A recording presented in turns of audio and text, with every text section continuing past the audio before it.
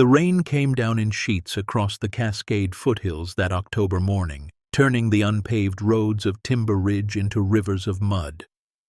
Marcus Reed sat in his 15-year-old Ford pickup, engine idling, watching the county auction unfold beneath a weather-beaten tent. His daughter Emma, just 6 years old, sat beside him in the passenger seat, her small hands pressed against the foggy window, drawing pictures in the condensation with her fingertip. "Daddy, why does that house look like where hobbits live?" she asked, pointing toward the strange structure at the edge of the property lot. Marcus smiled, despite the weight pressing on his chest, despite the knot in his stomach that had been there for weeks now. "Because it kind of is, sweetheart." The house in question was unlike anything else in Timber Ridge, Washington. Built into the hillside itself, its rounded door and earth-covered roof made it look like something from a fairy tale or a fever dream. Grass and wildflowers grew from its living roof, even this late in the season.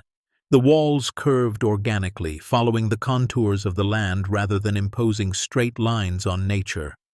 Small round windows, like portholes on some ancient ship, dotted the earthen facade. Vines crept up the stone doorframe, and moss covered sections of the walls in patches of deep green. Most people thought it was an eyesore, a relic from some back-to-the-land hippie experiment in the 1970s. Others whispered it was cursed, that the recluse who built it had gone mad in his final years, talking to walls and refusing visitors. Marcus had heard the stories at Thompson's Gas and Feed, at the diner where he sometimes grabbed coffee between jobs, at the lumber yard where he picked up weekend shifts. Marcus didn't believe in curses. He believed in cheap rent and a roof that didn't leak. Well, hopefully didn't leak. At 32, Marcus had already lived several lifetimes' worth of hardship. His wife Sarah had died 2 years ago, a sudden aneurysm that stole her away on an ordinary Tuesday morning while Emma played in the next room. One moment Sarah was folding laundry, humming a song neither of them could remember the name of. The next moment she was on the floor, and no amount of CPR or prayer or paramedics rushing through the door could bring her back. She was 30 years old. Emma was 4, and Marcus's world had ended, except it hadn't. Because Emma still needed breakfast and bedtime stories and someone to check for monsters under the bed. So Marcus kept going, one foot in front of the other, even when every step felt like walking through concrete. Since then, he'd been barely keeping his head above water. He worked 3 part-time jobs, landscaping for the few wealthy folks who owned vacation homes near the foothills, handyman repairs for anyone who'd hire him, and weekend shifts at the lumberyard loading trucks and cutting boards. None of them offered benefits or stability or anything resembling a living wage. But together, if he worked 60 hours a week and never got sick and never said no to overtime, they added up to almost enough. Almost. The trailer they rented was month to month, a rusting single-wide at the edge of town with heating that barely worked and plumbing that worked too well in the wrong ways. Last week, the owner, a man named Dale Hutchins, who owned half the rental properties in Timber Ridge, had knocked on their door with news delivered in a tone that suggested he thought he was being generous. "Rent's going up," Dale had said, not quite meeting Marcus's eyes. "$300 more a month starting November 1st. Inflation, you know. Property taxes. Can't help it." $300 Marcus didn't have. $300 that might as well have been $3 million. Marcus had spent that night sitting at their tiny kitchen table, surrounded by bills and bank statements and a calculator that kept giving him the same impossible math. No matter how he rearranged the numbers, they didn't work. He could cut food. They were already eating beans and rice most nights. He could cancel Emma's health insurance, terrifying but technically possible. He could work more hours, except there weren't more hours available, and he was already so tired he sometimes fell asleep at red lights. Or he could move. That's when he'd seen the auction listing taped to the bulletin board at the lumber yard between ads for firewood and someone selling a boat that hadn't run in a decade. County auction, Saturday, October the 14th. Various properties, land, and structures, tax liens satisfied, sold as is. One listing had caught his eye. Lot 47, 2.3 acres with improvements. Structure built 1976. Starting bid $500. $500. Marcus had stared at that number like it was written in a language he didn't quite understand. $500 for land and a structure. That couldn't be right. Even terrible land in rural Washington went for thousands. But he'd called the county office, and they'd confirmed it. $500 starting bid. The property had been seized for unpaid taxes after the owner's death. No heirs. No one wanted it. Why? Marcus had asked the clerk. There'd been a pause on the line. Well, sir, the structure is unusual, and the previous owner was somewhat of a local character. I believe people consider it a difficult property. Difficult. Marcus could work with difficult. Difficult was better than homeless.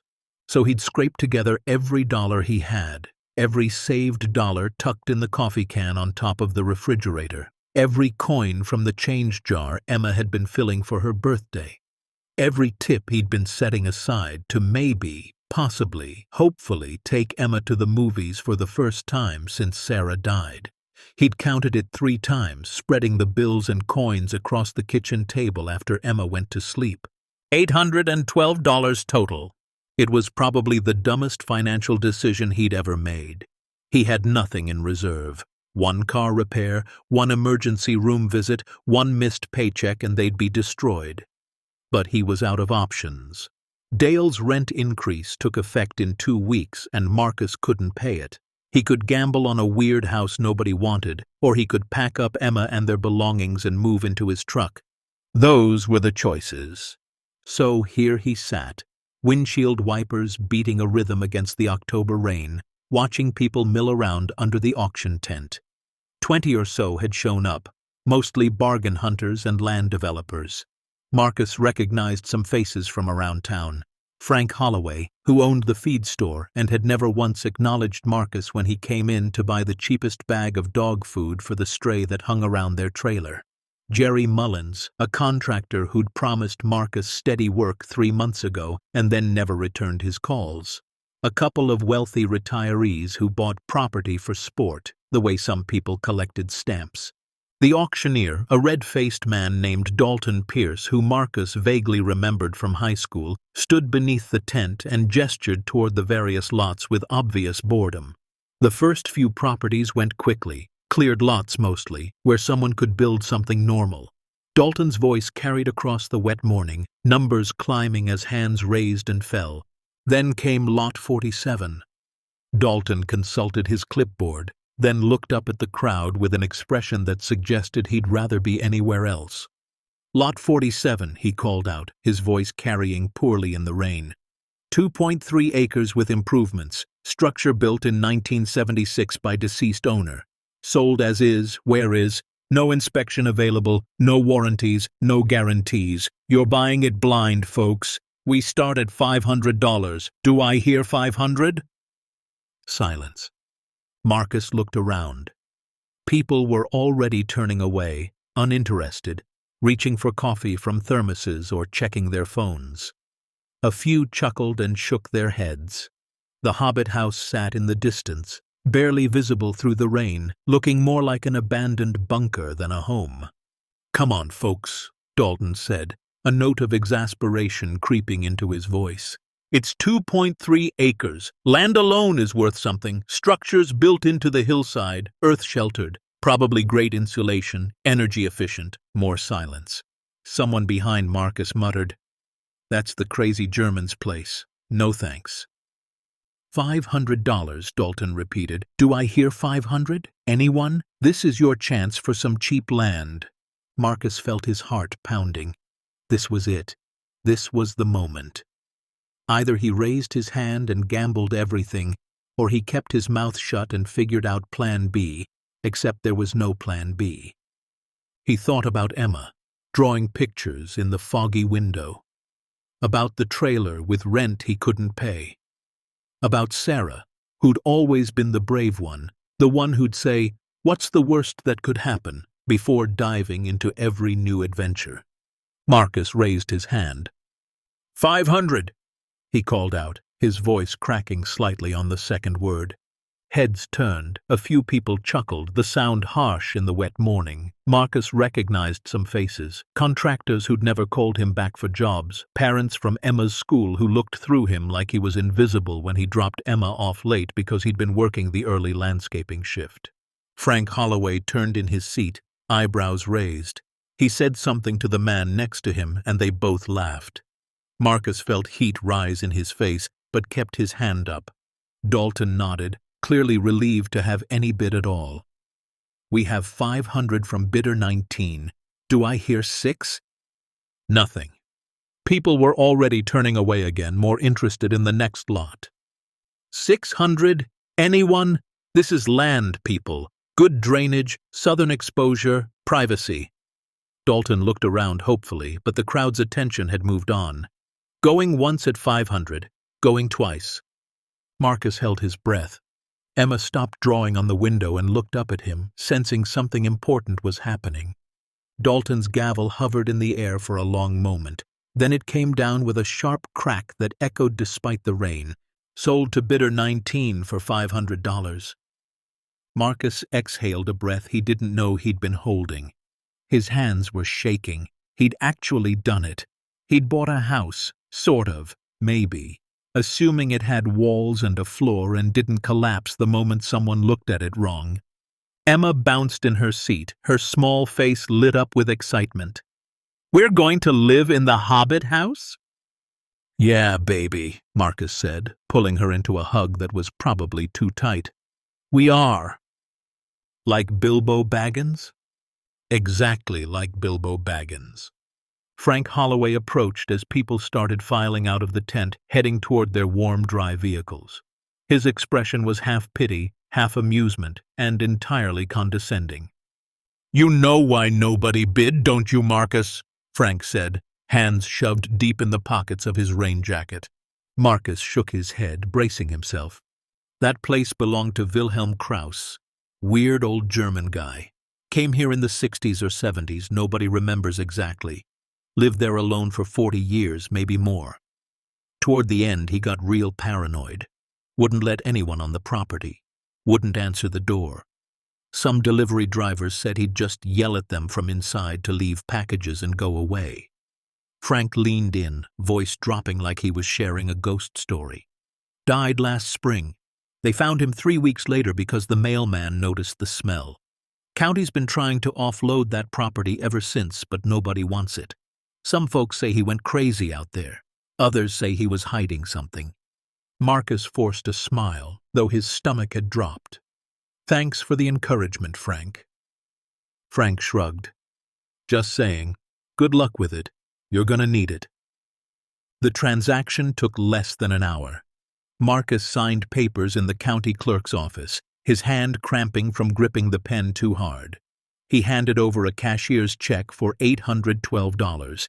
He'd negotiated the closing costs into the purchase price because he literally didn't have another dollar. The clerk, a tired-looking woman in her 50s, passed him a single brass key that looked like it belonged to a medieval dungeon, heavy and ornate and slightly tarnished. That's it, Marcus asked, looking at the key.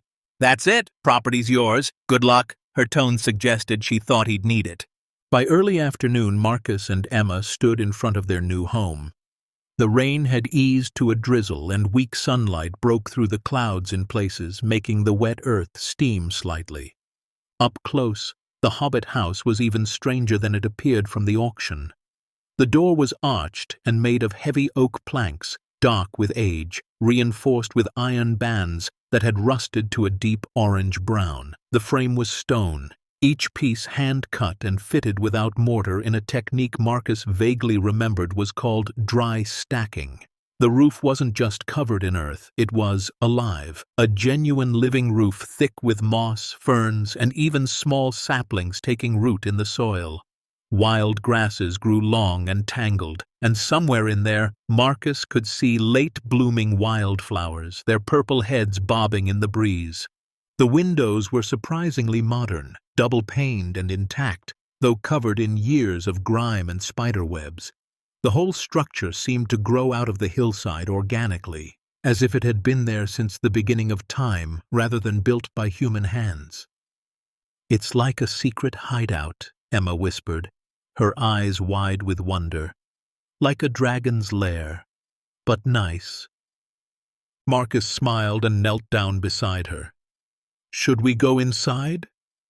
She nodded vigorously, and they approached the door together. Marcus slid the brass key into the lock, half expecting it to stick or break or refuse to turn. But it moved smoothly, as if the mechanism had been maintained even after Krause's death. The lock clicked open with a sound that seemed too loud in the quiet afternoon. Marcus pushed the door. It swung inward with a low creak, and musty air rushed out, carrying the scent of earth and old paper and something else, something like dried herbs or ancient libraries. Inside, it was dark. Marcus fumbled for a light switch and found one beside the door. He flipped it, not expecting anything, but a single bulb flickered to life overhead, weak and yellow but functional. The electricity was still on somehow. He'd have to call the power company, get it transferred to his name. As his eyes adjusted, Marcus felt his breath catch. The interior followed the same organic curves as the exterior. The walls were a mix of stone, packed earth, and timber, creating a space that felt more grown than built. The ceiling was supported by massive wooden beams, each one carved with intricate patterns, Celtic knots, geometric designs, stylized animals and plants. The craftsmanship was extraordinary, museum quality. A central room opened into a small kitchen on one side and two smaller chambers on the other. Everything was covered in dust, thick layers of it undisturbed for months. But underneath the dust, Marcus could see that nothing had rotted or collapsed. The structure was solid. The floor, mostly packed earth covered here and there with worn rugs, was level and stable. The stone walls were dry. "It's beautiful," Emma breathed, stepping past him. She was right. Despite the dust and the gloom and the strangeness, there was something beautiful about this place, something intentional. Someone had loved this house, had poured craftsmanship and care into every detail. Emma explored fearlessly, her small footsteps echoing in the silence. She peeked into the sleeping chambers, ran her fingers along the carved beams, and pressed her face to the grimy windows to see outside. In one of the chambers, she found a stone fireplace with a chimney that extended up through the earth above. "Daddy, we can make fires, like in the movies!" "We can," Marcus agreed, following her through the space. The kitchen was simple but functional. A sink with a hand pump, an old wood-burning stove, and open shelves lined with dust-covered jars and containers. Marcus turned the hand pump experimentally. After a few squeaks and groans, water gushed out, clear and cold. A well, then. They had water. He moved through the space systematically now, checking windows, examining walls, testing the structural integrity. Everything seemed remarkably sound. The earth-sheltered design protected the structure from weather and temperature extremes. Even now, in mid-October with rain outside, the interior was comfortable, not too cold, not damp. "Daddy, look!" Emma called from one of the back rooms. Marcus followed her voice. She was standing in what appeared to be a study or library. Bookshelves lined 3 walls, floor to ceiling, still filled with volumes. Most were academic texts. Marcus tilted his head to read spines. Indigenous Peoples of the Pacific Northwest. Anthropological Survey of Coast Salish Cultures. Preservation and Documentation of Oral Histories. Sacred Art of the First Nations. A heavy wooden desk sat in the corner, its surface buried under papers and more dust. Old maps were tacked to sections of the wall, photographs too, black and white images of people and places Marcus didn't recognize. But what caught Marcus's attention was the floor. Most of the house had packed earth floors covered here and there with old rugs that had probably been beautiful once. But in this room, in this study, the floor was different, harder, more uniform. And in the center, barely visible beneath decades of accumulated dirt and a threadbare rug, was a seam, A perfect rectangle, about 4 feet by 3 feet, cut into the floor. Marcus knelt and brushed away the dust with his hand. It wasn't just a seam, it was a hatch, and set into one side was a small brass keyhole that perfectly matched the style of the key he still held. His pulse quickened. He looked up at Emma, who had noticed him staring at the floor. "What's that, Daddy?" "I don't know, sweetheart. Maybe storage? Like a cellar? Can we look?" Marcus hesitated. Every instinct said to be careful, to maybe get a flashlight first, to think this through. But curiosity had already hooked into him. He'd bought this strange house for $800. He'd moved his daughter into what everyone said was a cursed property. What was one more strange thing? "Go check out the other rooms for a minute, okay?" he said to Emma. "I want to make sure it's safe first." "Okay, Daddy." She skipped off, singing a song from school under her breath. Once she was gone, Marcus examined the hatch more closely. He grabbed a broom from the kitchen and swept away years of accumulated dirt. The hatch became clearer, wooden, reinforced with iron bands matching the front door, clearly designed to be opened but hidden by intention. Marcus pulled out the brass key and, with a trembling hand, slid it into the lock. Click! The mechanism was old but well maintained. The tumblers turned smoothly, and Marcus heard something disengage deep inside the floor. He lifted the hatch, half expecting it to be heavy and stuck. But it swung up on counterweights, perfectly balanced, revealing a set of stone steps descending into darkness. A smell rose from below, not decay or must or anything frightening. It smelled earthy and dry, like old libraries and desert caves and leather-bound books stored in perfect conditions. Marcus grabbed his phone and turned on the flashlight function. He shone it down the stairs. The beam revealed a chamber below, much larger than he expected, easily 20 feet by 30 feet. The walls were lined with shelves, and on those shelves were shapes, boxes, crates, objects wrapped in cloth. His heart pounded so hard he could hear it in his ears. "Emma," he called out, keeping his voice steady. "Stay upstairs, sweetheart. Daddy's going to check something." "Okay." Marcus descended carefully. Each stone step was worn smooth in the center, as if someone had walked this path thousands of times over decades. At the bottom, he found himself in a chamber with a ceiling high enough to stand comfortably. The air was cool and dry, almost climate-controlled.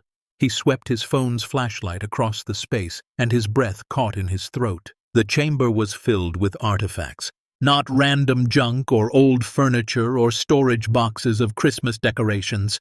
Actual artifacts. On one shelf sat a row of intricately carved wooden masks, each face frozen in a different expression: joy, sorrow, rage, wisdom, transformation. They were aged but pristine, the craftsmanship so extraordinary Marcus could see individual chisel marks. The wood had been stained and painted, and even after what must have been decades or longer, the colors remained vibrant. On another shelf, woven baskets of a dozen different styles, some so tightly woven they could hold water, others more open, designed for specific purposes Marcus couldn't identify. The weaving techniques were complex, patterns within patterns, each one unique. Carved bone tools, stone points arranged in careful sequences by type and age, pottery shards laid out on felt, numbered and catalogued, beaded ceremonial clothing preserved in archival boxes, visible through clear lids, photographs, hundreds of them, documenting archaeological digs, meetings with elderly people in traditional clothing, landscapes marked with notes in the margins. And in the center of the room, on a table covered with protective cloth, sat something that made Marcus's hands shake. A carved wooden staff, nearly 6 feet tall, wrapped in faded red fabric. Marcus approached it slowly, as if sudden movement might make it disappear. He carefully unwrapped the cloth, his fingers trembling. The staff was covered from top to bottom in carvings so detailed, so precise, they seemed to move in the flickering phone light. Animal figures, ravens, eagles, bears, whales, their bodies intertwined in ways that told stories Marcus couldn't read but could feel.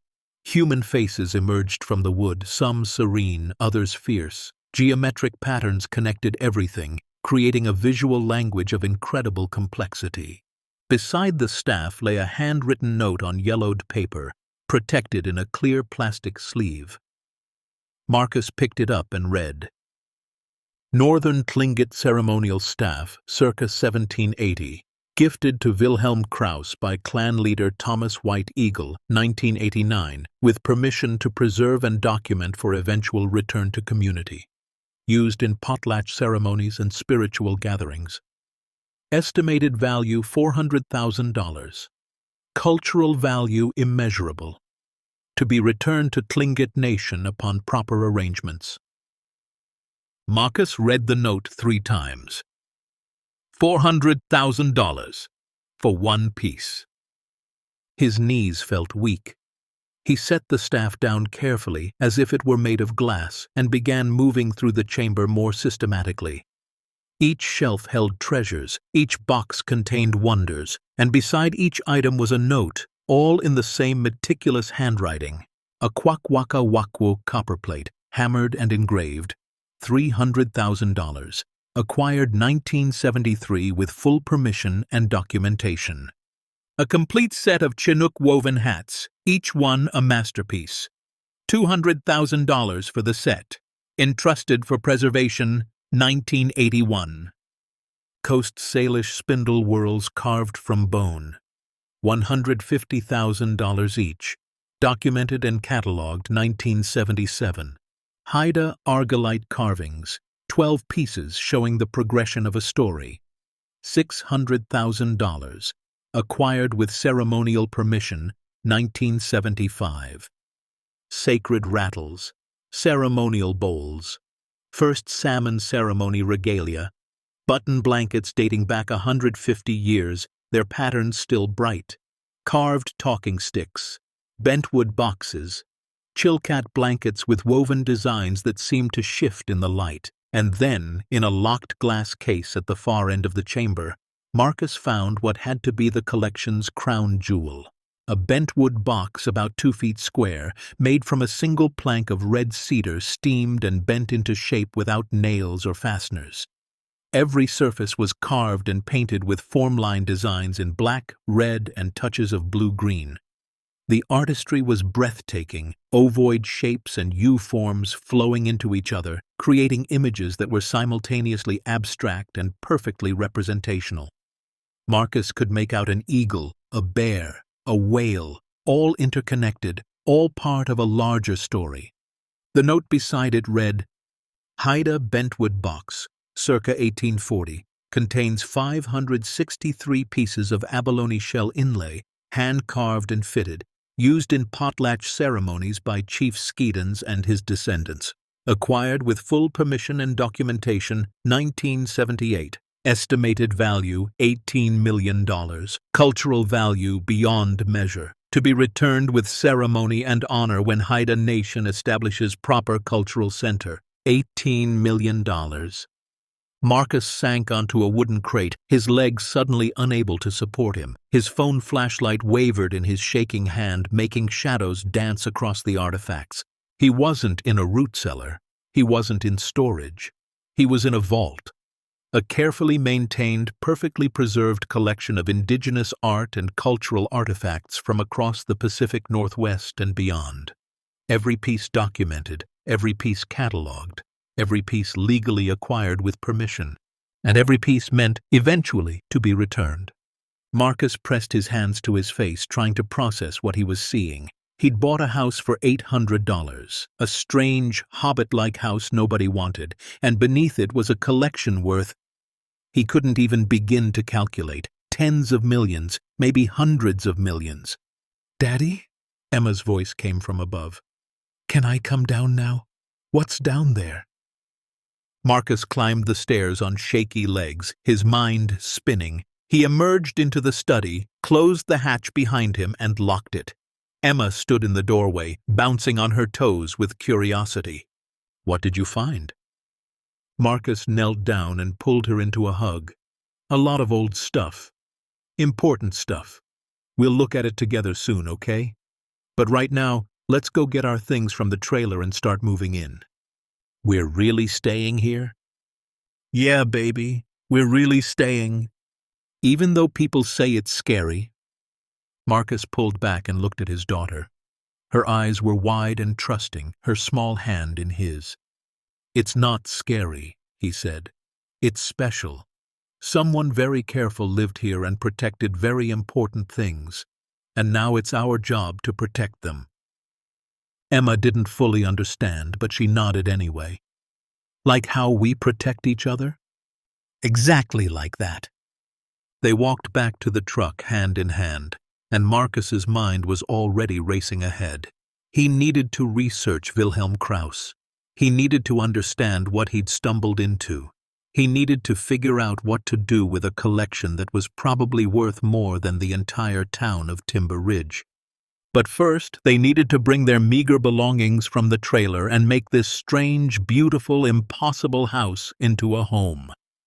As they drove back into town, Emma chattering excitedly about which room she wanted for her bedroom and whether hobbits really existed, Marcus gripped the steering wheel and tried to steady his breathing. He'd thought buying the Hobbit house for $800 was his biggest gamble. He'd had no idea the real gamble was just beginning. That first night in the Hobbit house, after they'd moved their meager belongings from the trailer, 3 suitcases of clothes, a box of Emma's toys, another box of kitchen supplies, and the sleeping bags they'd use until Marcus could afford actual beds, Marcus waited until Emma fell asleep before descending into the chamber again. He carried a battery-powered lantern this time, along with a notebook and his phone fully charged. The stone steps felt different at night, older somehow, weighted with the secrets they'd held for decades.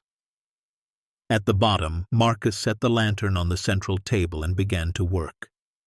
He started with the desk in the corner of the chamber, a massive oak piece that looked like it had been assembled down here rather than carried through the narrow hatch. Its surface was covered with papers, all organized in folders and binders despite the dust.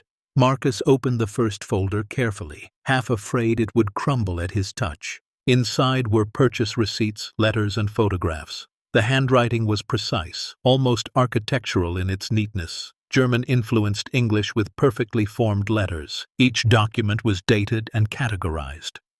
Marcus pulled out a letter dated May 12, 1973, and began to read.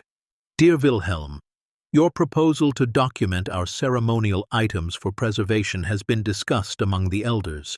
We understand your concern about the threats we face, collectors who would steal what is ours, museums that would claim ownership without permission, dealers who see only profit where we see our ancestors' hands. After much consideration and prayer, we have decided to entrust you with the copperplate that belonged to my grandfather. Not as a sale, not as a donation, as a sacred trust. You will care for it, document it, and when our people have established a proper cultural center with climate control and security, you will help us bring it home. This is our agreement. May the Creator guide your hands. In friendship, Chief Robert Wilson, Kwakwaka'wakw Nation. Marcus read the letter 3 times, his throat tight. This wasn't a collection in the traditional sense. It was a sacred trust. Dozens of indigenous communities had entrusted their most precious cultural items to one man because they believed he would protect them when they couldn't. He moved to another folder. More letters, similar themes. A Haida elder writing about the Bentwood box, explaining that their community had been decimated by smallpox and economic hardship in the 1800s, and that the surviving families didn't have the resources to properly protect their ceremonial items. The letter was dated 1978 and described Wilhelm Krauss as a man who listens with his whole heart, not just his ears.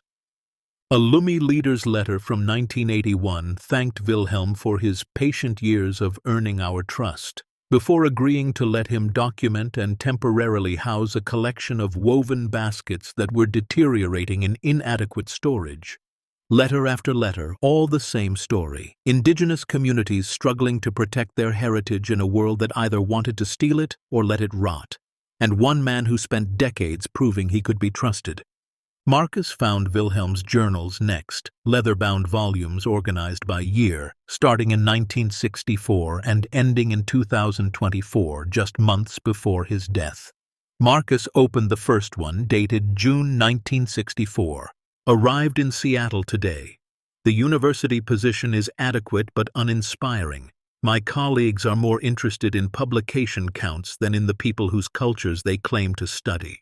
I have decided my work will be different. I will not extract and exploit. I will build relationships that last lifetimes. I will earn trust that others have broken. This will be my life's work, not to own, but to protect. The entries continued, documenting Wilhelm's slow, patient work. Learning indigenous languages. Attending ceremonies only when invited. Asking permission for everything. Facing rejection and suspicion, which he acknowledged as entirely justified given centuries of exploitation by white academics. An entry from 1971 read, "Thomas White Eagle invited me to the winter ceremonies today. I wept, though I tried to hide it. 5 years I have visited his community. 5 years of being told not yet when I asked to document their cultural practices. And today he said yes.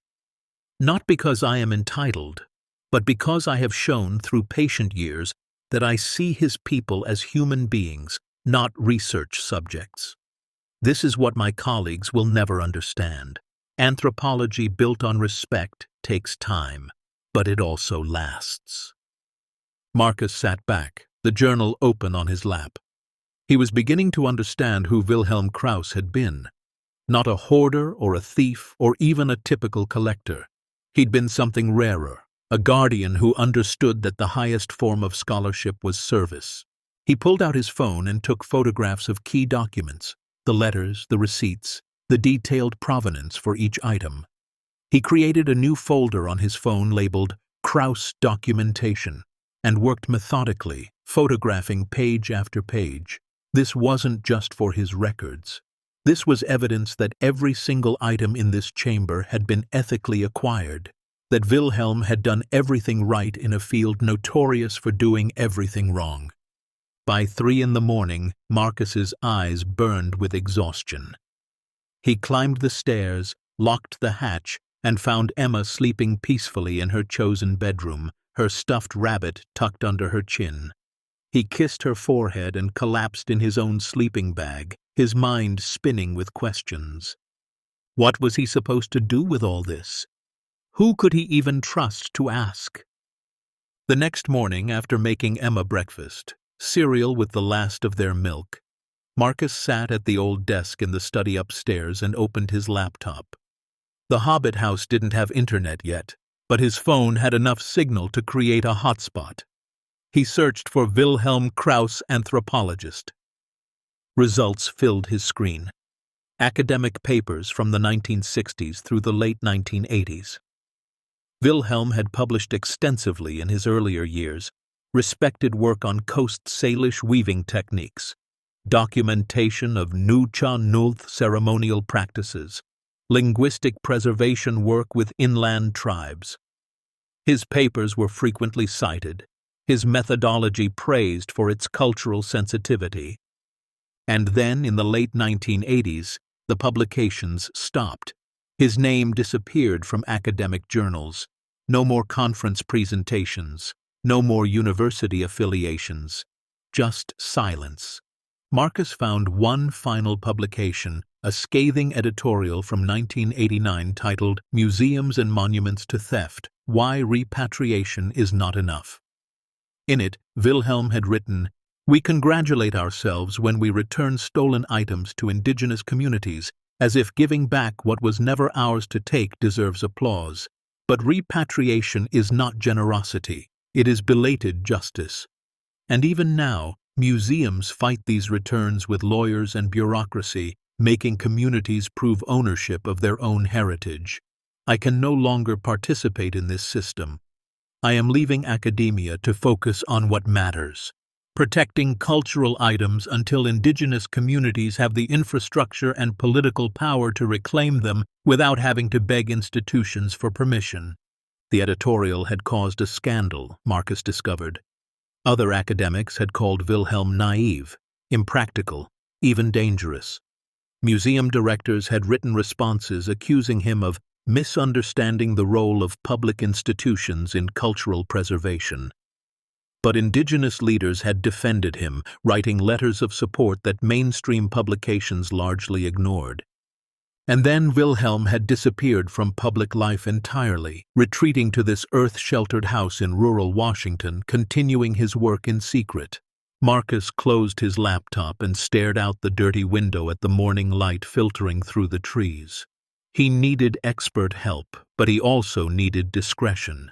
If word got out about what was in this chamber, they'd be overwhelmed by collectors, dealers, lawyers, and people with agendas Marcus couldn't even imagine. He pulled out his phone and searched university directories. He needed someone who had worked with Wilhelm, who might understand the context of this collection. Finally, he found a name: Dr. Catherine Whitehorse, a Lummi scholar and professor of indigenous studies at the University of Washington. Her faculty page showed she'd co-authored several papers with Wilhelm in the 1980s. Marcus composed an email, typing carefully on his phone. Dr. Whitehorse, my name is Marcus Reed. I recently purchased property that belonged to Dr. Wilhelm Krauss. I've found documents and items that suggest he was preserving indigenous cultural artifacts. I don't know what to do with this information, but your name appeared in his papers as a trusted colleague. Would you be willing to speak with me? This is urgent and requires discretion. Please call any time. He added his phone number and hit send before he could second-guess himself. The reply came within 20 minutes. Wilhelm was my mentor and dear friend. I've been wondering what became of his collection since he passed. We lost contact in his final years. He became very private, but I never stopped hoping his work would continue. If you're connected to his property, we need to talk immediately. Calling you now. Marcus's phone rang before he could process what he'd just read. He answered on the second ring. Hello? Marcus Reed? The voice was warm but urgent, carrying decades of academic authority softened by genuine emotion. Yes, Dr. Whitehorse. Call me Catherine. Tell me, did you find the chamber? Marcus's breath caught. You know about it? Wilhelm told me years ago he was building secure storage, but after he stopped responding to my calls and letters, I feared he'd had to sell everything, or that the county had seized it, or worse. You're telling me it's still there? All of it? I think so. I haven't gone through everything yet, but there are dozens of pieces, maybe hundreds, all documented, all catalogued. Letters from tribal leaders, receipts, provenance records. Catherine's voice broke slightly. Thank God. Marcus, you have no idea what this means. We thought it was lost. So many communities were waiting for Wilhelm to feel secure enough to begin repatriations. But then he died and nobody knew where anything was. I just bought the house 3 days ago, Marcus said. County auction, $800. I was just looking for somewhere cheap to live with my daughter. I had no idea. $800? Catherine laughed, but it sounded close to crying. Wilhelm would have loved that someone who needed shelter found his house, found his life's work. He always said the right person would come along. They talked for an hour. Catherine explained the context Marcus was only beginning to grasp, that in the 1970s and 80s, many indigenous communities had been devastated by poverty and cultural suppression. Sacred items were being stored in basements and attics, deteriorating or being stolen by collectors. Wilhelm had offered a solution, temporary protection until communities could establish their own museums and cultural centers with proper conservation. But he was terrified of institutions, Catherine explained. Museums claimed they wanted to help, but then they'd assert ownership and fight repatriation for decades. So Wilhelm worked alone, kept everything secret, documented everything meticulously. He knew eventually someone would need that documentation to prove ethical acquisition. That someone is me now? Marcus asked, feeling overwhelmed. Only if you want it to be. Marcus, you could sell that collection for tens of millions of dollars. Nobody would fault you, but you could also help return these items to their rightful communities. continue what Wilhelm started. Marcus thought about Emma, about the money that could change their lives forever. Then he thought about the letters he'd read, the trust indigenous communities had placed in Wilhelm. "I want to do the right thing," he said quietly, "but I don't know what that is yet, and I don't know who to trust." "Then let me help. I'll come tomorrow. I'll bring people who can authenticate and advise, tribal leaders who've been waiting for this, legal experts who specialize in repatriation. But Marcus, one warning. Once word gets out about this collection, your life will change. People will pressure you. Some will offer money. Others will try to intimidate you. You need to be prepared." "I'm a single dad who works 3 part-time jobs," Marcus said. "I'm already scared every day, but I'll figure it out." "Then we start tomorrow. And Marcus, thank you for calling me. You could have called an auction house instead. That means something." After they hung up, Marcus sat in silence for a long moment. Through the wall he could hear Emma singing to herself in her room, making up songs about hobbits and adventures. His daughter, who had no idea her father had just stumbled into something that could either save them or destroy them. The next morning, Marcus woke to find Emma already awake, drawing pictures at the kitchen table. She'd found paper in one of the boxes they'd brought and was sketching the Hobbit house with surprising detail for a 6-year-old. "Morning, sweetheart." "Morning, Daddy. I dreamed about the special room. Can we look at it today?" Marcus hesitated. Catherine wasn't arriving until afternoon, but Emma's eyes were so bright with curiosity, and he'd promised to show her. "Okay, but you have to be very careful. Some of the things down there are very old and very special." "Like museum things?" "Exactly like museum things." They descended into the chamber together, Marcus carrying the lantern and Emma holding his hand tight. When they reached the bottom and he lit the space properly, Emma gasped. "Daddy, it's treasure." "It is, but not the kind of treasure people buy and sell. This is cultural treasure. It belongs to the people who made it." Emma approached the nearest shelf where the carved masks sat in a row. She didn't touch them, just stared with wonder.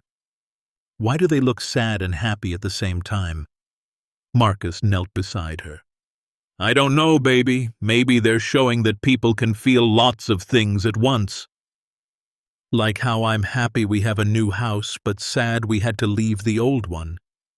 "Exactly like that."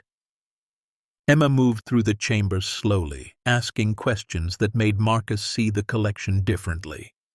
Why would someone give away something so beautiful? Were the people who made these things still alive? Did they miss them? Would they want them back?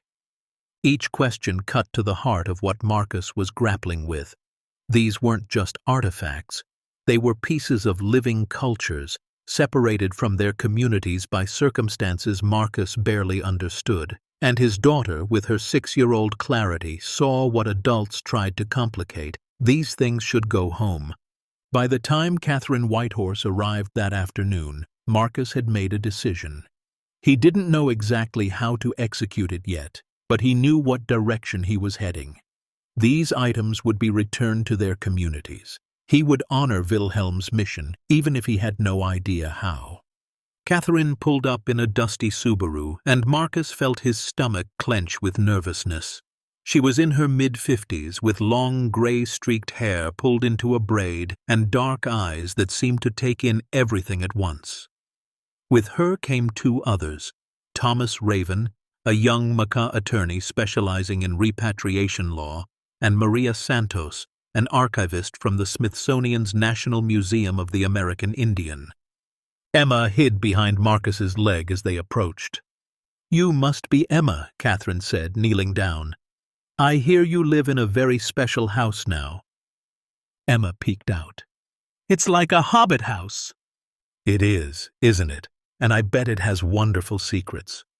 "It has treasure in the floor," Emma said seriously, "but it's not ours." Catherine looked up at Marcus with an expression that made his throat tight. "Smart girl." Marcus led them inside. When he opened the hatch and they descended into the chamber, the silence was profound. Catherine stopped at the bottom of the stairs and pressed her hand to her mouth, tears streaming down her face. "Oh, Wilhelm," she whispered, "you did it. You actually did it."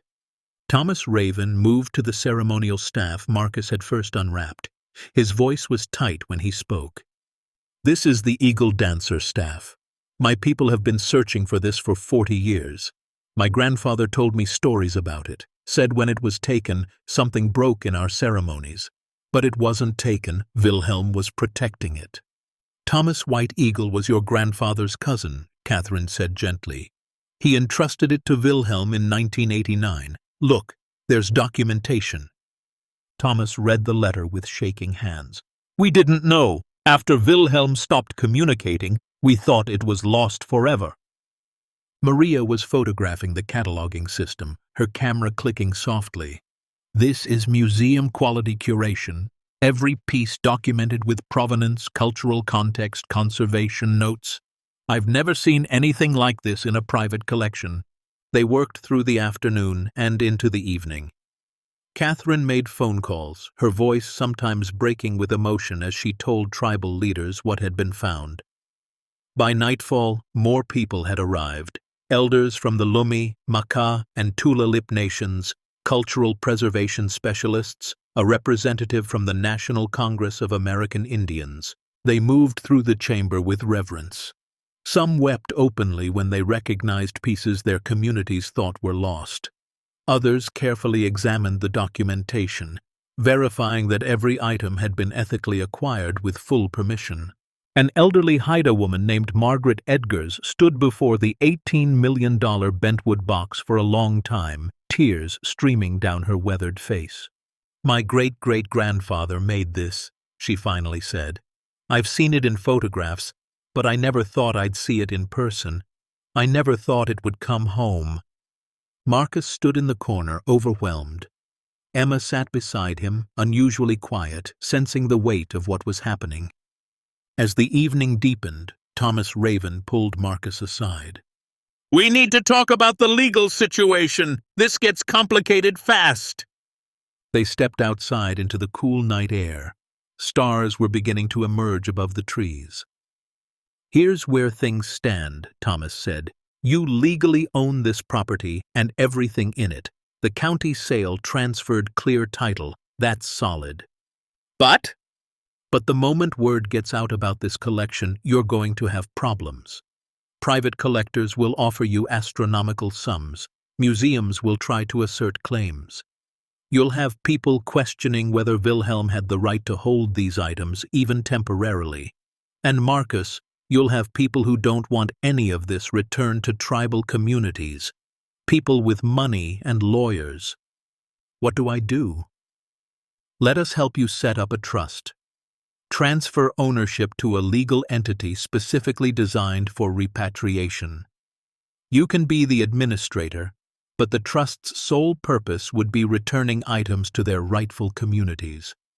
That protects you legally and makes it much harder for anyone to force a sale." "And who pays for all this? I can barely afford groceries." Thomas smiled. "There are grants for this work, foundations that support repatriation, and honestly, several tribes would contribute to protect their own heritage. You wouldn't be alone." Marcus looked back at the Hobbit house where light spilled from the windows and he could hear the murmur of voices inside. People cataloging, documenting, planning. Already his strange little house had become command central for something bigger than him. "Okay," he said. "Let's do it." Over the next week, the Hobbit house became a hub of activity. Security systems were installed, donated by a tech company whose CEO was Native American. Lawyers drew up trust documents. Catherine brought in conservation specialists to assess each piece and create digital archives. Emma loved having people around. She helped serve coffee, asked endless questions, made friends with everyone. The tribal elders especially adored her, teaching her words in their languages and telling her stories. Marcus tried to maintain his landscaping job, but it was impossible. He had to quit the lumber yard and reduce his other hours. They were living off the kindness of people who'd become their unexpected community. Meals brought by tribal members, groceries appearing on the doorstep, even a donation jar at the local diner. But not everyone was supportive. Marcus started noticing things. A car that seemed to follow him to the grocery store. Someone taking photos of the Hobbit house from the road. Phone calls where no one spoke when he answered. Then came the note tucked under his windshield wiper one evening. "You're sitting on a fortune and playing poor. Sell while you can, before someone makes the decision for you." He showed it to Thomas, who immediately contacted police. An officer came, took a report, but his expression said what Marcus already knew. Without a direct threat, there wasn't much they could do. "Just be careful," the officer said. "Word around town is some folks think you're being foolish. Few $1,000,000 could change your life." "My life already changed," Marcus said. 3 days later, Marcus was in the grocery store parking lot with Emma when a man in an expensive suit approached.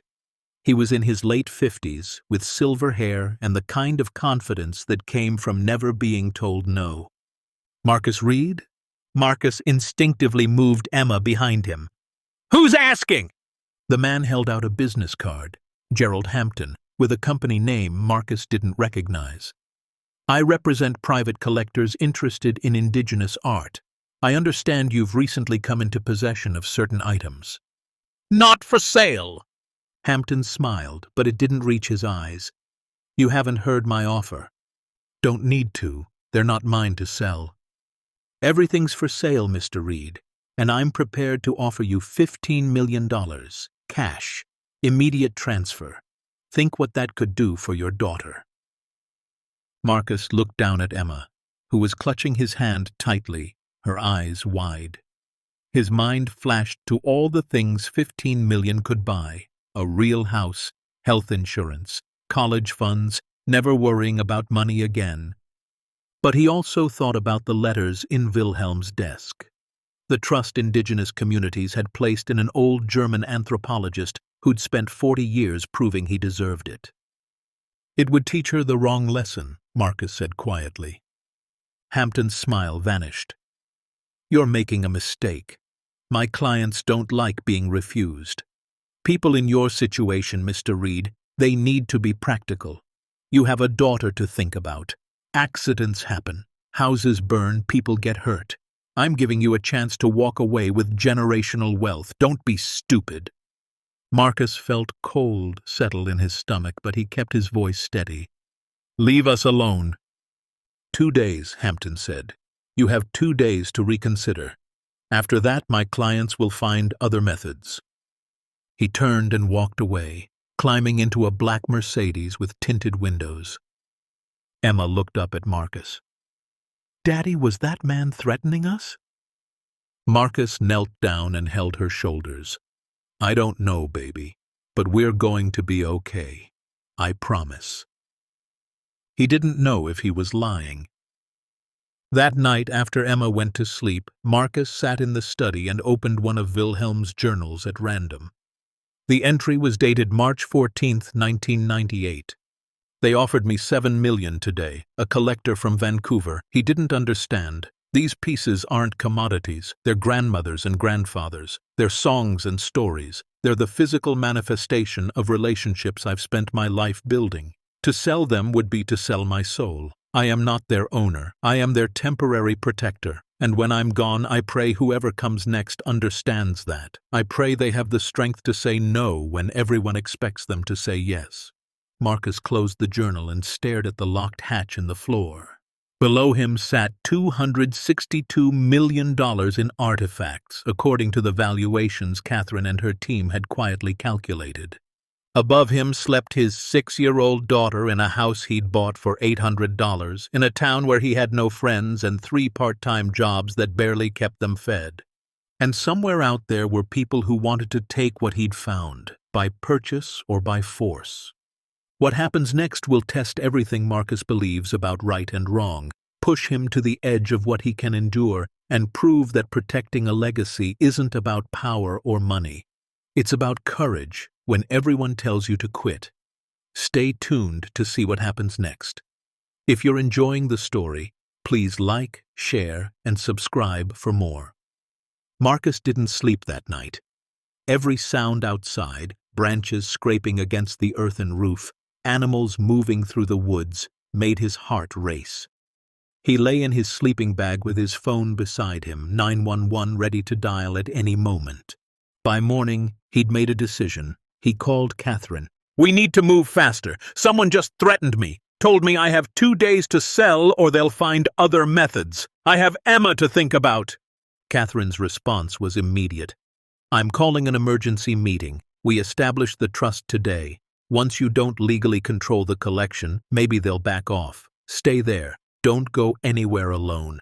By afternoon, the Hobbit house was filled with lawyers, tribal representatives, and security consultants. They worked urgently, drawing up documents, making calls, building a protective framework around Marcus and the collection. Thomas Raven explained the structure. "The Indigenous Heritage Repatriation Trust will own everything. You'll have an advisory role but no controlling interest. Every decision about the artifacts goes through a council of tribal elders and cultural experts. You're not the owner anymore. You're the guardian of the Guardian's legacy. And that protects me how? Because collectors and dealers can't negotiate with you. You don't have authority to sell. They'd have to convince 6 different tribal nations to violate their own cultural principles. That's a much harder target." As the sun set, Marcus signed papers that transferred ownership of a $250 million collection to a trust he would help administer but never control. He felt lighter than he had in days. But he also knew the danger wasn't over. Gerald Hampton had given him 2 days. Those 2 days would be up tomorrow morning. And Marcus had no idea what would happen when the deadline came. The morning Gerald Hampton's deadline expired, Marcus woke to find 3 vehicles parked on the road outside the Hobbit house. Not close enough to be on his property, but close enough to be seen. Black SUVs with tinted windows, idling engines sending exhaust into the cold morning air. Emma saw them from her bedroom window while getting dressed for school. Daddy, why are those cars just sitting there? Marcus joined her at the window, his jaw tightening. "I don't know, sweetheart. Probably just people turned around or checking their phones." But he knew. They were watching, waiting, sending a message. He called Catherine before dropping Emma at school. "They're here. 3 vehicles outside my property. They haven't done anything, but they're making sure I know they're there. I'm calling tribal police. Stay inside until they arrive."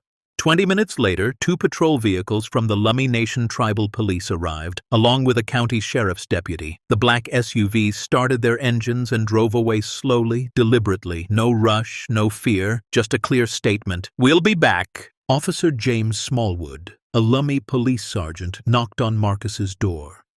He was in his 40s, with a solid presence that made Marcus feel slightly safer. "Mr. Reed? We're going to increase patrols around your property, but I need you to understand something. These people are professionals. They're not going to do anything obvious. They'll wait for you to make a mistake, to be alone, to let your guard down." "What am I supposed to do? I have a 6-year-old daughter." "You let us help protect you, and you don't go anywhere alone." But protection wasn't Marcus's only problem. That afternoon, while Emma was at school and Marcus was meeting with Thomas Raven and Catherine at the Hobbit house, a process server arrived with legal documents. Marcus signed for them with shaking hands and opened the envelope. The letterhead read, "Pacific Museum of Art and Culture, Seattle, Washington." Thomas read through the documents, his expression darkening with each page. "They're filing a claim," he said. "The museum is arguing that items of this cultural significance should be in public trust, not private hands. They're requesting a court order to seize and transfer the entire collection to their facility pending a full hearing on ownership and preservation standards." "But we already transferred ownership to the trust," Marcus said. "They're arguing the trust was formed under duress and without proper evaluation of whether tribal communities have adequate facilities to preserve these items. They're essentially claiming that even indigenous communities can't be trusted with their own heritage. Catherine's face flushed with anger. This is colonial logic dressed up in legal language. They're saying museums know better than tribes how to care for sacred items. Maria Santos, who had stayed on to help catalog the collection, looked up from her laptop. I've seen this before. Museums file these claims to delay repatriation for years, sometimes decades. Even if they eventually lose, they've kept possession for another generation. Marcus sank into a chair, feeling the weight of it all pressing down. Can they actually take it? Can they just come in here and take everything? Thomas shook his head. Not without a court order. But they have resources, Marcus. Teams of lawyers, expert witnesses. The hearing is scheduled in 3 weeks, and we need to build a defense that proves the trust is legitimate, that you're a proper guardian, and that the items are being adequately preserved. How much will that cost? Thomas hesitated. With expert witnesses, depositions, legal filings, probably $50,000, maybe more. The number hit Marcus like a punch. He had $217 in his bank account. He'd quit most of his jobs to deal with the collection. The donation jar at the diner had raised maybe a few hundred more. I don't have that, Marcus said quietly. The tribes will contribute, Catherine said immediately. Legal defense funds exist for exactly this kind of fight. You won't face this alone. But that night, alone in the study after Emma went to sleep, Marcus felt more alone than he had since Sarah's death. He pulled out his phone and searched for Gerald Hampton's business card, still in his wallet. $15 million, immediate transfer. He could end all of this, pay off any legal challenges, set up Emma's future, buy a real house with heat that worked and plumbing that didn't leak, give his daughter the childhood she deserved instead of this constant stress and fear. His finger hovered over the phone number, then Emma's voice came from behind him. Daddy, I had a bad dream. Marcus turned to find her standing in the doorway, clutching her stuffed rabbit, eyes red from crying. Come here, baby. He opened his arms and she climbed into his lap, still small enough to curl up like she had when she was tiny. What was your dream about? The treasure in the floor. I dreamed bad people came and took it away. And the people who made it were crying. They were saying, we trusted you, but nobody listened. Marcus held her tighter, his throat constricting. It was just a dream, sweetheart. But what if it happens? What if someone takes the special things? I won't let that happen. Promise? Marcus thought about the phone number in his hand, about Hampton's offer, about how easy it would be to make one call and end the pressure. I promise, he said. He deleted Hampton's number from his phone. The next morning brought a new assault. The local newspaper ran a front-page story. Local man sits on $250 million hoard while claiming poverty. The article was slanted, implying Marcus was manipulating indigenous communities for some unclear gain while refusing to allow public access to culturally significant items. It quoted anonymous sources suggesting the collection might include stolen items despite having no evidence. It mentioned his financial struggles and questioned why someone in his position wouldn't accept reasonable offers from established institutions. Marcus's phone started ringing immediately. Reporters, collectors, people from town he'd never met calling to tell him he was selfish or stupid or wrong. A few were supportive, but most were hostile. Frank Holloway cornered him at the gas station that afternoon. You're making us all look bad, Frank said, loud enough for other customers to hear. You got lucky, found something valuable, and now you're playing some kind of moral crusader. Just sell it to the museum and donate some to charity if you want to feel good about yourself. The items aren't mine to sell, Marcus said quietly. That's convenient when you're sitting on a fortune. My property taxes went up this year. We all got bills. But you're too good to help yourself. That's not noble, Marcus. That's stupid. Marcus left without buying what he'd come for, his face burning with shame and anger. At home, he found Emma sitting on the front step, her backpack beside her. She'd walked home from school alone, something he'd told her never to do. Emma, what happened? Where's Mrs. Chen? The neighbor who usually watched her until Marcus got home. She said she couldn't watch me anymore, Emma said, her voice small. She said people are talking and she doesn't want to be involved. Marcus felt something break inside him. They were isolating him, cutting off support, making sure he understood the cost of his decision. That evening, Thomas Raven brought more bad news. He arrived with a folder thick with documents. The museum filed additional motions. They're arguing you're an unfit guardian because you lack proper credentials, facilities, and financial resources. They've submitted photos of the Hobbit house as evidence of inadequate security. And Marcus, Thomas paused, his expression pained. They're questioning whether Emma is safe here. They've suggested CPS should investigate your living situation. Marcus's blood went cold. They're threatening to take my daughter? They're applying pressure from every angle. They want you to crack, to sell or surrender the collection. They think if they make your life difficult enough, you'll give up. What do I do? We fight. But I need you to understand something. This is going to get worse before it gets better. They have resources, they have patience. They're prepared to destroy your life to get what they want. That night, Marcus couldn't eat. He sat at the old desk while Emma did homework at the kitchen table, and he tried to make sense of the impossible situation he was in. He'd bought a house for $800 because he was desperate. Now he was being sued by a major museum, threatened by private collectors, ostracized by his community, and facing the possibility of losing his daughter, all because he'd refused to sell items that weren't his to sell. The cruel irony wasn't lost on him.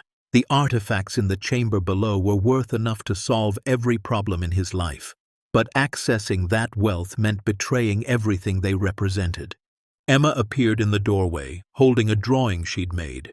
It showed stick figures holding hands in a circle around a box labeled treasure. Above it, she'd written in careful letters, "Sharing is caring." "I made this for you," she said, "for when you're sad." Marcus pulled her into his lap, fighting back tears. "Thank you, baby. It's beautiful." The treasure should go to the people who made it, right? Like if I made a drawing and someone took it, I'd want it back. That's right. Then why are people mad at you? How did he explain adult greed and colonial history and institutional power to a 6-year-old?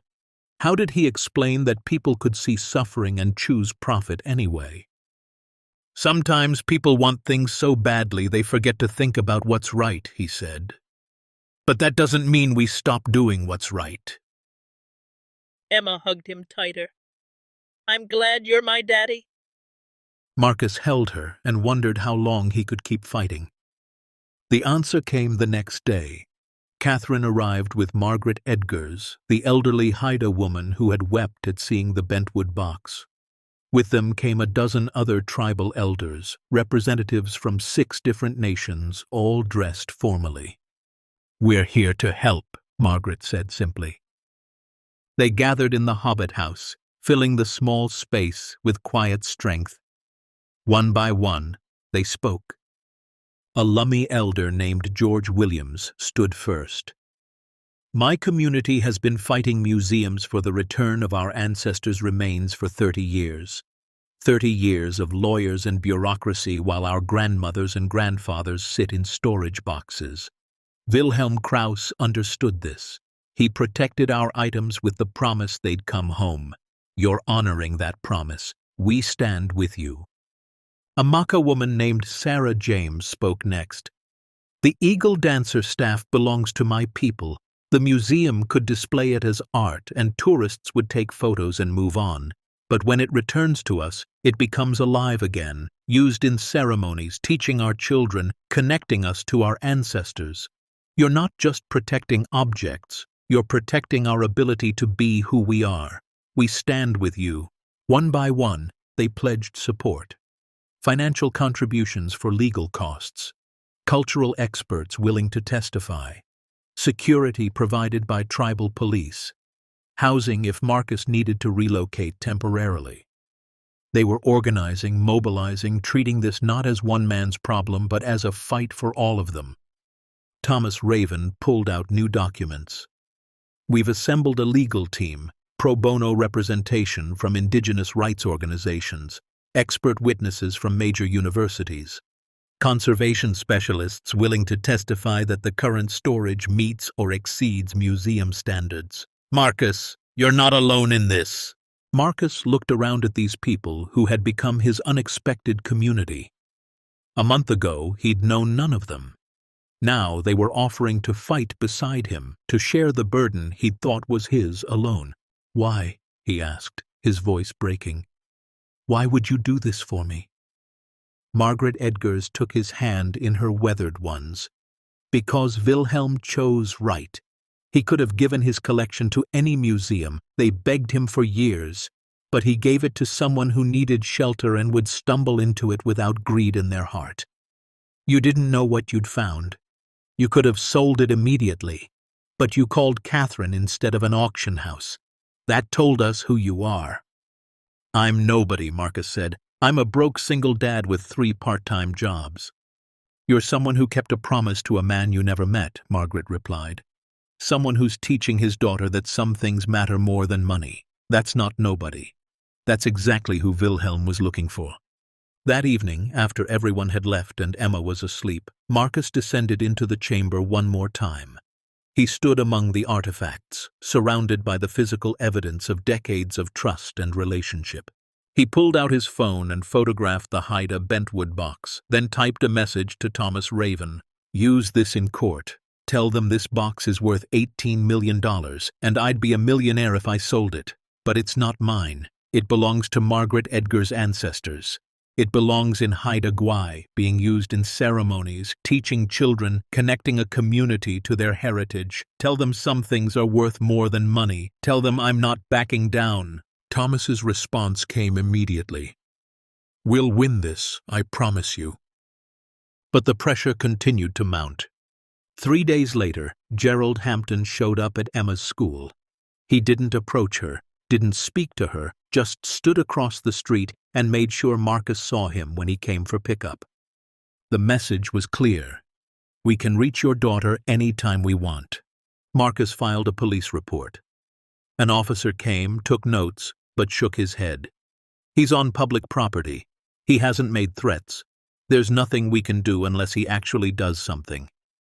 So I have to wait until he hurts her? The officer's expression was sympathetic but helpless. I'm sorry, Mr. Reed. That's how the law works. That night, Marcus made the hardest phone call of his life. He called his sister in Oregon, someone he hadn't spoken to in 2 years, not since she'd told him he was irresponsible for keeping Emma after Sarah died instead of letting his in-laws adopt her. Rachel, it's Marcus. Marcus? Her voice was surprised, guarded. Is everything okay? No, I need your help. Can Emma stay with you for a few weeks? Just until some legal stuff settles down. It's not safe here right now. There was a long pause. What kind of trouble are you in? Marcus explained. The house, the collection, the legal battles, the threats. Rachel listened without interrupting. When he finished, she said, Send her tomorrow. I'll drive up and get her. Marcus, this is insane. Why don't you just sell whatever you found? Why are you risking everything? Because these items were entrusted to someone who spent 40 years earning that trust. Because indigenous communities have been stolen from for centuries, and I won't be another thief, even a legal one. Because Emma's watching, and I want her to learn that some things are worth protecting. Rachel was quiet for a moment. Then, softly, Sarah would be proud of you. Marcus felt tears burn his eyes. Thanks, Rach.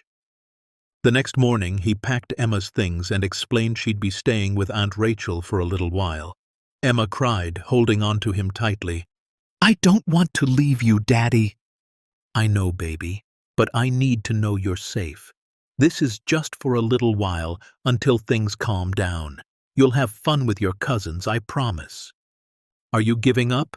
Are you letting the bad people win? Marcus knelt down and held her shoulders, looking directly into her eyes. No, I'm making sure you're safe so I can fight harder. But Emma, I need you to remember something. What we're doing here, protecting those special things in the floor, it matters.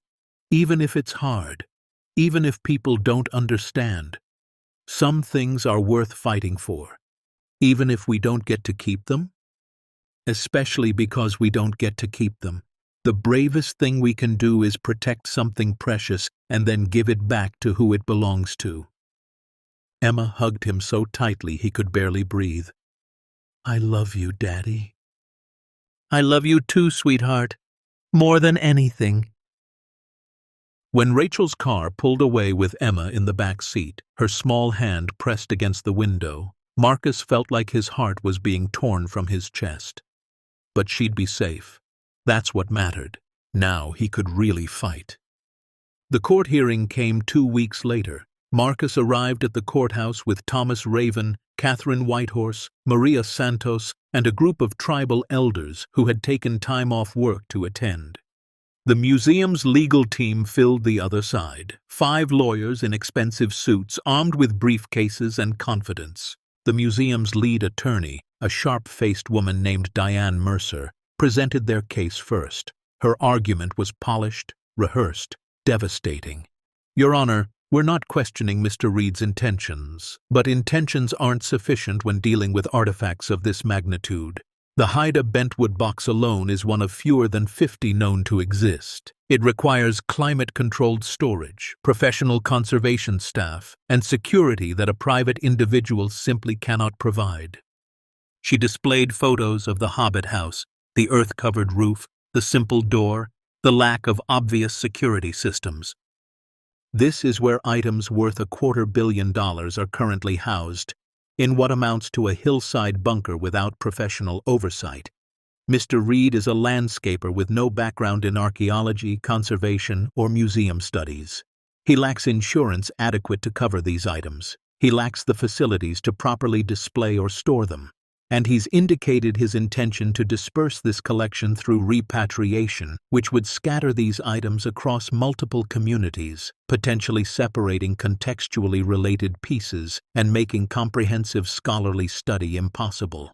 She went on to detail the museum's credentials, their conservation lab, their partnerships with universities, their Indigenous Advisory Board, their commitment to making these items accessible to scholars and the public.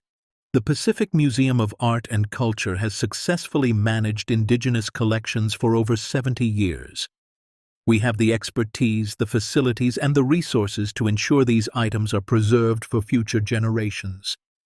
Mr. Reed, through no fault of his own, simply does not. When she sat down, Marcus felt his stomach churning. Everything she'd said sounded reasonable if you ignored the centuries of context. If you forgot that museums had been claiming preservation while fighting repatriation for generations. Then Thomas Raven stood. Your Honor, opposing counsel makes several fundamental errors. First, they claim public interest supersedes the rights of the specific communities these items belong to. This is colonial logic disguised as cultural preservation. These aren't public heritage. They're Haida heritage, Makah heritage, Lumi heritage. The public they reference has no greater claim to these items than I have to the crown jewels of England. A murmur ran through the courtroom.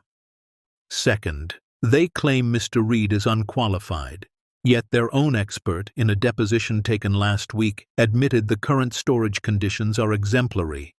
Dr. Wilhelm Krauss, a respected anthropologist, maintained these items for 40 years. Mr. Reed has continued that tradition with the assistance of tribal cultural experts and professional conservators. Thomas pulled out a folder.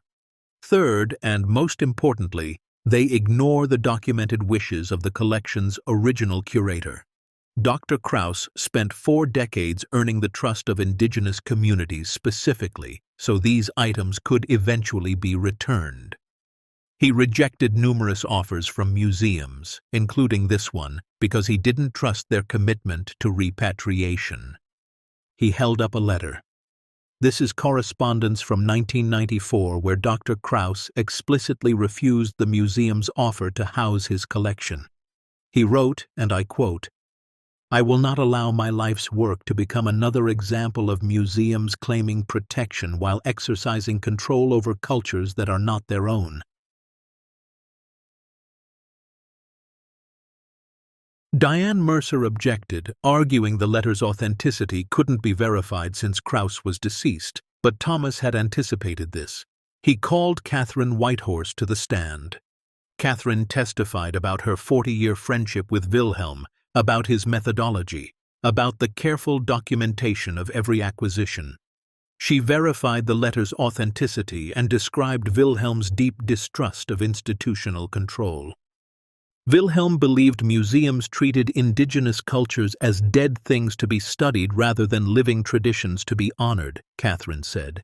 He spent his entire career building relationships with communities, earning trust that had been broken by generations of exploitation. This collection represents that trust made physical. To hand it over to an institution he specifically rejected would betray everything he worked for.